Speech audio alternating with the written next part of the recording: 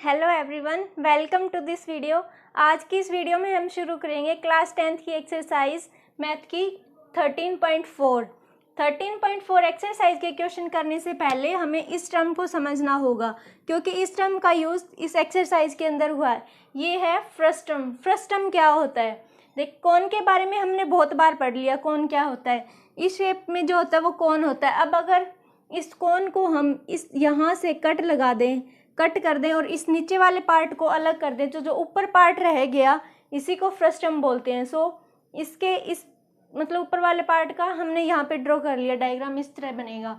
तो यहाँ की रेडियस थी वो R1 थी। जब यहाँ से कट लगाया तो ये सर्कल एक और बन गया। अब इस सर्कल की रेडियस हो जाएगी R2 और ये जो स्लेंट हाइट है ये हमने L ले ली एंड ये R1 एंड R2 के बीच की जो डिस्टेंस है ये इसकी हाइट हो जाएगी।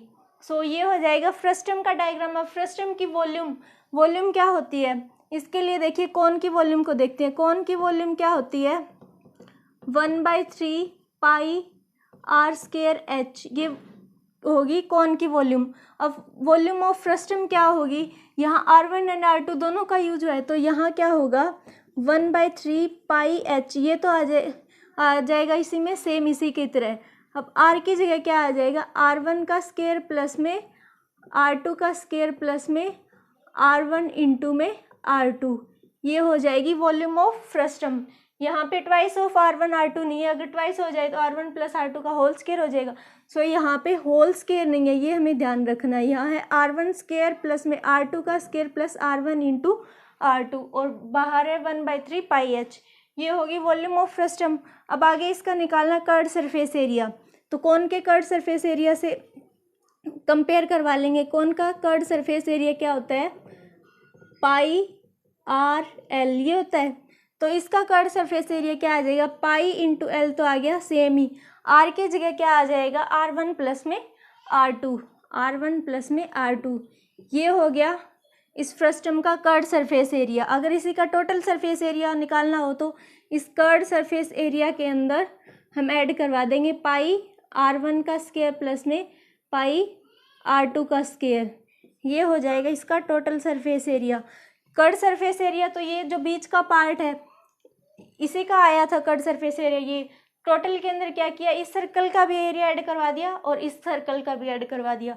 सो पाई R1 square plus pi R2 square को कर्ड सरफेस एरिया में ऐड करवा दिया, तो ये इसका आ गया टोटल सरफेस एरिया फ्रस्टम का। अब फ्रस्टम के फॉर्मूले हमने देख लिए। अब करते हैं एक्सरसाइज 13.4 के क्वेश्चन। अब एक्सरसाइज 13.4 का first question. A drinking glass is in the shape of A frustum of a cone of height 14 centimetre. ये जो एक ग्लास दिया हुआ है ये कोन का फ्रस्टम है। सो इसकी हाइट हमें गिवन है, इसकी हाइट को हमने मान लिया H, वो हमें गिवन है 14 सेंटीमीटर। आगे क्या दिया? The diameters of its 2 circular ends are 4 centimetre and 2 centimetre. इसके जो ये डायमीटर है दोनों एंड्स के, एक तो है ये 4 सेंटीमीटर एंड ये है 2 सेंटीमीटर। सो यहाँ से R1 की क्या वैल्यू आ जाएगी? 4/2 2 सेंटीमीटर एंड R2 की क्या वैल्यू आ जाएगी? 2/2 1 सेंटीमीटर। ये तो हमें जो गिवन था वो हमने लिख लिया। आगे क्या करना है? Find the capacity of the glass.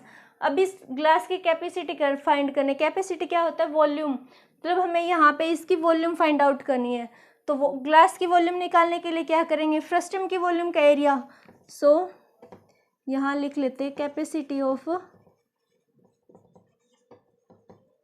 Glass. ये किसके इक्वल आ जाएगी? ये आ जाएगी वॉल्यूम ऑफ फ्रस्टम के इक्वल। वॉल्यूम ऑफ फ्रस्टम क्या होती है? 1/3 पाई इंटू में H। ये तो कौन वाला ही आ गया। R स्क्वायर की जगह आ जाता है R1 का स्क्वायर प्लस में R2 का स्क्वायर प्लस में R1 इंटू में R2। यहाँ पे सबकी वैल्यूज पुट करवा देते हैं। 1/3 पाई की जगह आ गया 22/7 इंटू में हाइट की जगह आ गया 14 सेंटीमीटर। R1 क्या है यहाँ पे? R1 है 2 का स्क्वायर 4 प्लस में R2 क्या है? 1 का स्क्वायर 1 प्लस में R1 2 हो गया इंटू में 1। ये वैल्यू आ गई। इसको आगे सोल्व करवाया तो 1/3 इंटू में 22/7 इंटू में 14 4 प्लस में 1 5, 5 प्लस में 2 इंटू 1 क्या आ जाएगा 2, तो ये हो गया 7। अभी 7 से ये 7 कैंसिल हो गया। इसको सोल्व करवा के जो वैल्यू आएगी वही इस ग्लास की कैपेसिटी आ जाएगी। सो फर्स्ट क्वेश्चन हो गया यहाँ पे कंप्लीट। नेक्स्ट है एक्सरसाइज 13.4 का second question. The slant height of A frustum of a cone is 4 centimetre. ये एक कोन का फ्रस्टम दिया हुआ है, इसकी जो स्लैंट हाइट है मतलब इसकी जो एल है वो है 4 centimetre and perimeters of its circular ends are 18 centimetre and 6 centimetre. ये जो इसके सर्कुलर एंड्स है, एक तो ये है दूसरा ये है, इन दोनों के पेरीमीटर्स मतलब इनकी सरकमफेरेंस दी हुई है। एक की तो है, इसकी तो है 18 सेंटीमीटर एंड इसकी है बॉटम वाले की 6 centimetre. Find the curved surface area of the frustum. अब इस फ्रस्टम का हमें कर्व्ड सरफेस एरिया निकाल के बताना है। कर्व्ड सरफेस एरिया का फॉर्मूला क्या हो जाएगा, पाई एल इंटू में R1 प्लस में R2। अब यहाँ पे पाई की जगह तो हम 22/7 पुट कर देंगे, एल की जगह हमें 4 सेंटीमीटर गिवन है, बट हमारे पास R1 प्लस R2 मतलब R1 और R2 इन दोनों की वैल्यू नहीं है, तो R1 R2 की वैल्यू कहाँ से निकलेगी, ये जो इनका पेरीमीटर दिया हुआ है मतलब कि इनकी सरकमफेरेंस दी हुई है, तो सरकमफेरेंस ऑफ टॉप इसकी कितनी दी हुई है 18 सेंटीमीटर। सरकमफेरेंस क्या आ जाएगी 2 पाई, इसकी रेडियस को हमने ले लिया R1 है और इसकी रेडियस R2 है, तो ये टॉप वाले की क्या हो जाएगी 2 pi R1 is equal to 18 centimetre. So यहाँ से R1 की वैल्यू आ जाएगी 18/2 पाई। ये आ गई R1 की वैल्यू। R2 की वैल्यू क्या आ जाएगी, वो आ जाएगी सरकमफेरेंस ऑफ बॉटम में जो सर्कल है उसकी सरकमफेरेंस कितनी है 6 सेंटीमीटर। ये क्या आ जाएगी 2 pi R2 is equal to 6 centimetre. यहाँ से R2 की वैल्यू क्या आ गई 6/2 पाई, ये आ गई R2 की वैल्यू। अब R1 प्लस R2 इन दोनों की वैल्यू यहाँ पुट करवा देते हैं।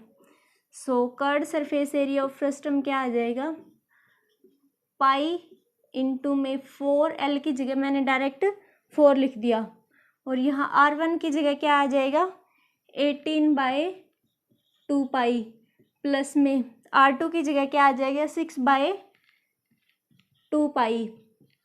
अब दोनों में 2 पाई कॉमन है तो 18 प्लस में 6 क्या हो जाएगा 24। सो वैल्यू क्या आ जाएगी पाई इंटू में 4 इंटू में 24 अपॉन में 2 पाई, ये वैल्यू आ गई।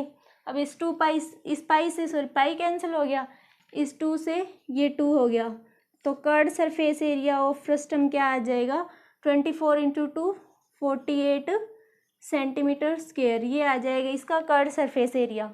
सो सेकंड क्वेश्चन हो गया यहाँ पे complete.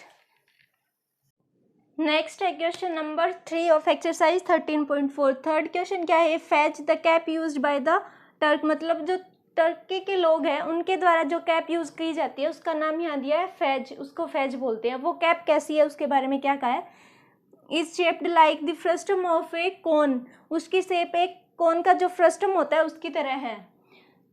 If its radius on the open side is 10 centimetre. अब ओपन साइड कौन सी होगी, ये होगी या ये होगी, कॉमन सी बात है कि ये इसके ओपन साइड होगी। सो इसकी रेडियस दी है हमें R1 दिया है 10 सेंटीमीटर।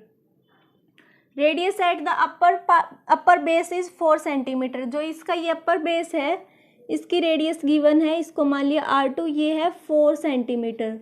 आगे क्या कहा, and it's slant height is 15 centimetre, और इसकी ये जो स्लैंट हाइट है यानी L की वैल्यू हमें गिवन है 15 centimetre. Find the area of the material used for making it.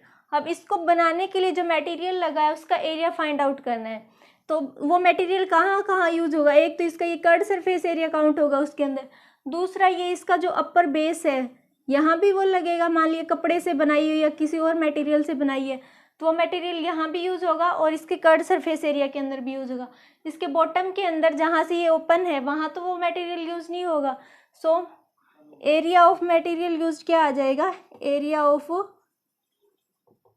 Material used वो क्या आ जाएगा curved surface area of frustum plus में area of upper base. Curved surface area of frustum क्या होता है, पाई इंटू में एल ब्रैकेट में R1 प्लस में R2 प्लस में एरिया ऑफ अपर बेस क्या आ जाएगा, पाई R2 का स्क्वायर। यहाँ से दोनों में से सीधा हिट करवा लेते हैं, कॉमन नहीं लेंगे। पाई की जगह क्या आ जाएगा 22/7। एल कितना है 15 सेंटीमीटर। R1 कितना है 10 प्लस में R2 की वैल्यू कितनी है 4। ये तो हो गया कर्ड सरफेस एरिया प्लस में 22/7 इंटू में R2 का स्क्वायर यानी कि 4 का स्क्वायर। ये इसको सॉल्व करवा के जो वैल्यू आएगी वही इसके अंदर जो मटेरियल लगेगा इसको बनाने में उसका एरिया आ जाएगा। सो इसकी कैलकुलेशन आप खुद से कर लेना। ये हो गया थर्ड क्वेश्चन यहाँ पे। नेक्स्ट एक्सरसाइज 13.4 का fourth question. A container open from the top and made up of a metal seat is in the form of A frustum of cone of height 16 centimetre. ये कहा गया है यहाँ पे एक फ्रस्टम कोन का फ्रस्टम है जो कि कंटेनर की फॉर्म में है और जो यहाँ ओपन है टॉप से। इसकी हाइट हमें गिवन है 16 सेंटीमीटर। हाइट है इसकी 16 सेंटीमीटर with radii of its lower and upper ends as 8 centimetre and 20 centimetre. अब इसका जो लोअर एंड है उसकी जो रेडियस है इसको ले लिया हमने R1, ये है 8 सेंटीमीटर एंड ये है इसका अपर की इसकी रेडियस है R2, वो गिवन है 20 centimetre. Find the cost of the milk which can completely fill the container. अब हमें उस मिल्क की कॉस्ट बतानी है जो कम्प्लीटली इसको फिल कर सके तो मतलब इसकी निकालनी होगी हमें volume at the rate of Rs20 पर लीटर। 1 लीटर 20 रुपये का है। सो इसके अंदर जो जितना मिल्क आएगा उसकी कॉस्ट हमें बतानी है। आगे क्या पूछे, also find the cost of the metal sheet used to make the container. दूसरा हमें क्या बताना है, इस कंटेनर को बनाने के लिए जो मेटल सीट लगी है उसकी कॉस्ट बतानी है। The container if coast Rs8 पर 100 सेंटीमीटर स्क्वायर। 100 सेंटीमीटर स्क्वायर की जो कॉस्ट है वो 8 रुपये है। पहले निकालेंगे इसके अंदर अब कितना मिल्क आ सकता है। सो मिल्क की वॉल्यूम क्या आएगी, वो आ जाएगी वॉल्यूम ऑफ फ्रस्टम के इक्वल। वॉल्यूम ऑफ फ्रस्टम ये क्या आ जाएगी 1/3 पाई इंटू में H R1 का स्क्वायर प्लस में R2 का स्क्वायर प्लस में R1 इंटू में R2। अब हमें दिया हुआ है पाई की जगह हमें यूज़ करना है 3.14। सो पाई की जगह आ गया 3.14 इंटू में इसकी हाइट कितनी गिवन है हमें 16 सेंटीमीटर। R1 क्या है, R1 है 8, सो 8 का स्क्वायर 64 प्लस में R2 क्या है 20 का स्क्वायर 400 प्लस में R1 इंटू R2 20 इंटू 8 160। अब इसको सोल्व करवा के वैल्यू आ जाएगी 10449.92 सेंटीमीटर का क्यूब। अब ये इसकी वॉल्यूम आ गई, ये किसके अंदर आई है सेंटीमीटर क्यूब के अंदर। और यहाँ पे ये क्या दिया हुआ पर लीटर, मतलब जो यहाँ पे इसकी वॉल्यूम दी हुई है वो लीटर के इसमें लीटर की यूनिट में है। तो इसको लीटर में चेंज करने के लिए क्या करवाएंगे 1000 से इसको डिवाइड करवा देंगे। 1000 सेंटीमीटर क्यूब होता है वो होता है 1 लीटर के इक्वल। सो इसको लीटर में चेंज करवाने के लिए 1000 से डिवाइड करवा दिया तो इसकी वैल्यू क्या आ जाएगी 10.49992। इसको राउंड ऑफ करके लिखते हैं 10.45 लीटर, मतलब इतने लीटर मिल्क है वो इस कंटेनर के अंदर आ सकता है। अब इसकी बतानी है कॉस्ट। कॉस्ट के लिए क्या करेंगे, कॉस्ट ऑफ मिल्क वो किसके इक्वल आ जाएगी 20 इंटू में 10.45। इसको जो सोल्व करवा के वैल्यू आएगी वही इस मिल्क की कॉस्ट आ जाएगी। आगे क्या पूछा, also find the cost of the metal sheet use to make the container. अब हमें आगे बतानी है इसकी कॉस्ट, मतलब इस मेटल सीट को बनाने की जो कंटेनर को बनाने में जो मेटल सीट लगी है उसकी कॉस्ट बतानी है। तो उसके लिए हमें क्या करना पड़ेगा, इसका कर्ड सरफेस एरिया निकालना पड़ेगा प्लस में ये जो सर्कल है इसका एरिया ऐड करना पड़ेगा। ओपन से तो ये टॉप से तो ये ओपन है, सो टॉप का तो इसमें काउंट नहीं होगा बट बॉटम का काउंट होगा।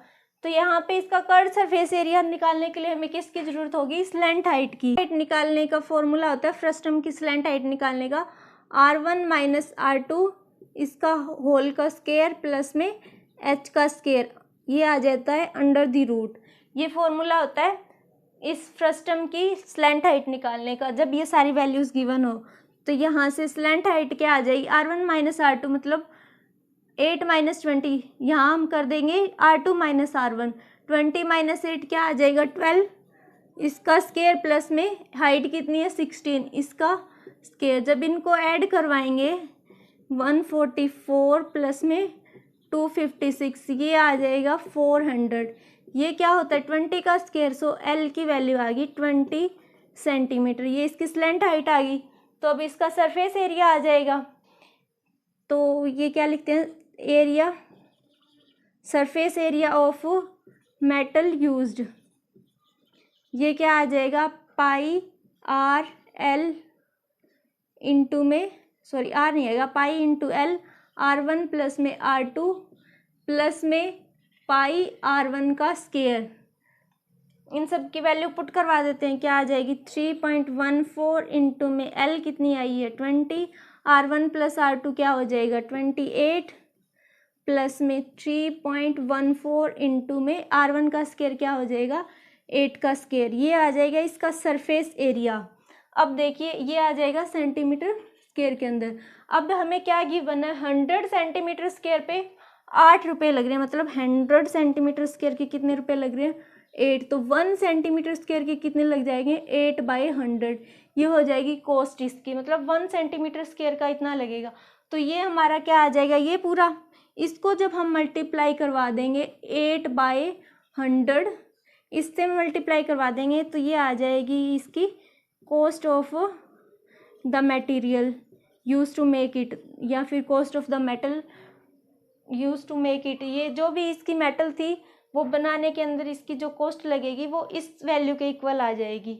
सो ये हो गया यहाँ पे 4th क्वेश्चन।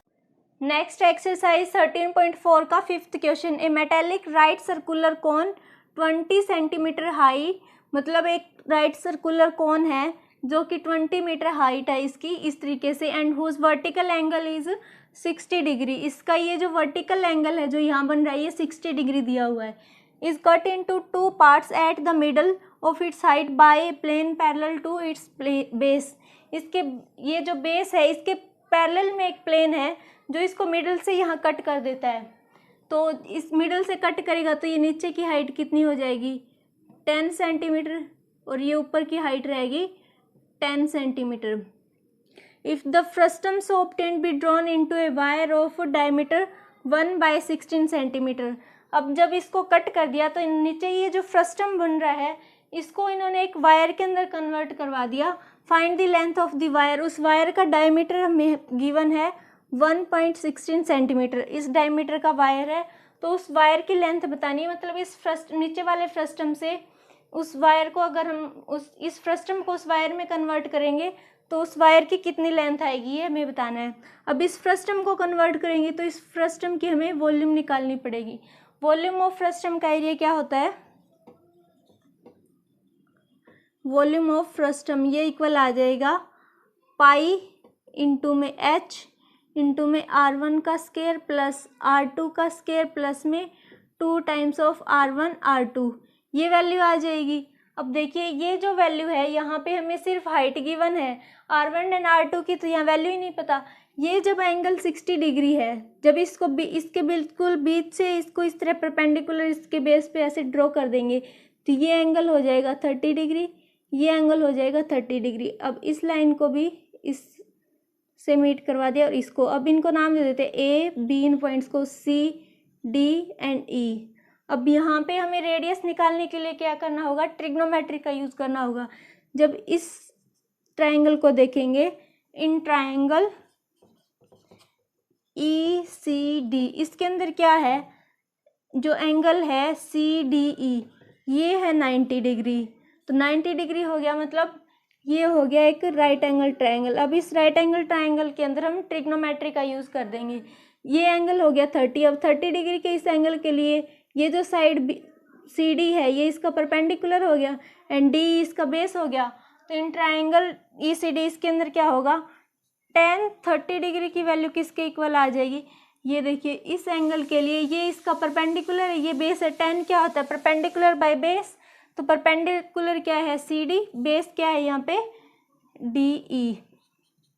अब tan 30 की वैल्यू क्या होती है 1/√3 is equal to C D हमें नहीं पता कितनी है, सी डी तो हमें फाइंड आउट करनी है, डी ई क्या हो जाएगी, देखिए ये इसको मिडल पे कट कर रहा है, सो ये 10 सेंटीमीटर है, ये आ जाएगा 10, यहाँ से सी डी की वैल्यू आ गई, ये 10 यहाँ मल्टीप्लाई हो जाएगा 10/√3 सेंटीमीटर एंड सी डी ये जो फ्रस्टम है इसकी अपर रेडियस है, सो ये आ गई R1 की वैल्यू।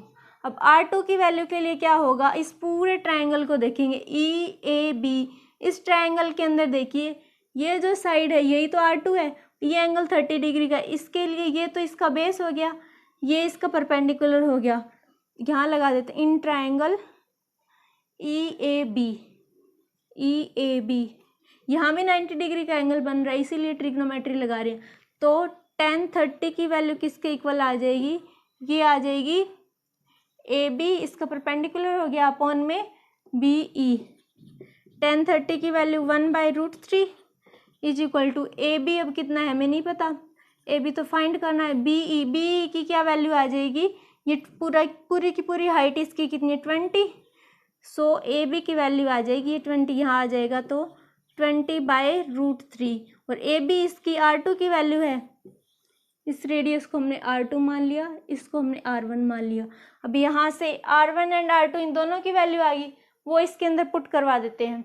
यहाँ से सॉल्व करके R1 की क्या वैल्यू आई थी 10/√3 सेंटीमीटर एंड R2 की वैल्यू आ गई थी 20/√3 का सेंटीमीटर। अब इन दोनों की वैल्यू इसकी वॉल्यूम में पुट करवा देते हैं, वॉल्यूम क्या थी 1/3 पाई h इंटू R1 का स्क्वायर प्लस R2 का स्क्वायर प्लस 2R1 R2, पहले मैंने 1/3 नहीं लगाया था, इसको अब ऐड किया है, सो इसकी वॉल्यूम क्या आ जाएगी 1/3 इंटू में 22/7 इंटू में 20, ये इसकी हाइट गिवन है, R1 स्क्वायर की जगह क्या आ जाएगा 10/√3 का स्क्वायर क्या हो जाएगा 100/3 प्लस में R2 का स्क्वायर क्या हो जाएगा 400/3 प्लस में R1 इंटू R2 इन दोनों की मल्टीप्लाई होके ऊपर आ जाएगा 200 अपॉन में √3 इंटू √3 3 आ गया, सो इसकी वैल्यू क्या आ जाएगी 1/3 इंटू में 22/7 इंटू में 20, ये क्या हो जाएगा 400 प्लस 100 500 6 7 मतलब 700/3,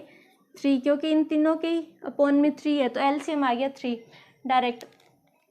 इसको सोल्व करवा के ये जो वैल्यू आएगी ये तो आ जाएगी इसका वॉल्यूम ऑफ फ्रस्टम आ जाएगी। अब ये फ्रस्टम किस में कन्वर्ट किया गया, एक वायर के अंदर, ये मान लिया ये वायर है, इस वायर के अंदर इसको कन्वर्ट करवाया गया, तो इसका डायमीटर हमें दिया हुआ है 1/16 सेंटीमीटर, सो इसकी रेडियस क्या आ जाएगी, यहाँ से डायमीटर बाय में 2, इसके बाय में 2 करेंगे तो वो 1/32 सेंटीमीटर ये आ जाएगी इसकी रेडियस। इसकी रेडियस आ गई, हमें इसकी क्या फाइंड करनी है, इसकी लेंथ, इसको कैपिटल L मान लिया, इसकी लेंथ हमें फाइंड आउट करनी है भी कितनी लेंथ है। तो लेंथ निकालने के लिए क्या करेंगे, इस वायर की वॉल्यूम होगी उसको इस फ्रस्टम की वॉल्यूम के इक्वल करवा देंगे, तो इसकी वॉल्यूम कैसे निकलेगी, इसका जो ये एरिया होगा यहाँ से इस सर्कल का आएगा, उस एरिया को मल्टीप्लाई करवा देंगे लेंथ से, वो इस वायर की वॉल्यूम आ जाएगी। सो यहाँ से निकालेंगे लेंथ ऑफ वायर, नहीं volume of wire, volume of wire वो किसके इक्वल आ गई, volume of frustum. Volume of wire क्या है, पाई की जगह लिख दिया 22/7 इंटू में इसका आर कितना आया 1/32 का स्क्वायर, तो 1/32 आ गया पाई आर स्क्वायर इंटू में, अब एल हमें नहीं पता लेंथ इसकी कितनी है, is equal to volume of frustum की जगह पे ये सारा आ जाएगा 1/3 इंटू 22/7 इंटू में 20 इंटू में 100/3, ये 7 तो कैंसिल हो गया था तो 22 रहेगा। इस वैल्यू के इक्वल ये वाली वैल्यू आई है, यहाँ से 22/7 से 7 नहीं 22 से 22 कैंसिल हो जाएगा, ये 7 तो अपॉन में रहेगा। इस वैल्यू को सोल्व करवा के यहाँ से इस L की वैल्यू आएगी, एल क्या है, लेंथ ऑफ द वायर है। सो यहाँ से इस वायर की लेंथ आप कैलकुलेट कर लेना। कैलकुलेट करने के बाद जो आंसर आएगा वही इस क्वेश्चन का आंसर है।